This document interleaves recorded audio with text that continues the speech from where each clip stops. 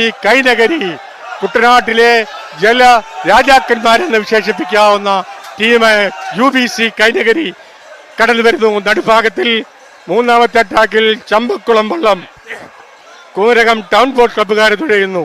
നാലാമത്തെ ട്രാക്കിൽ മഹാദേവ് കാട് കാട്ടിൽ തെക്കേതിൽ വളരെ മനോഹരമായ ആവേശോജ്വലമായ ഒരു പ്രകടനം കാഴ്ചവെക്കുമ്പോൾ ഇതാ 4 കളിവള്ളങ്ങൾ ഒന്നിച്ചൊന്നായി കടന്നു വരുമ്പോൾ വിയപുരവും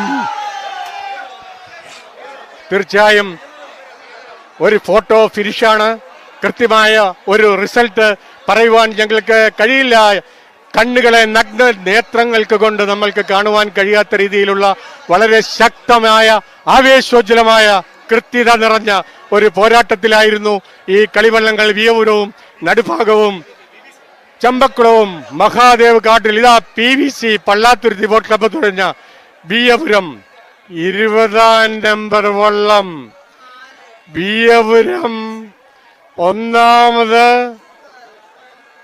4ാം നമ്പർ വള്ളം ചമ്പക്കുളം 2,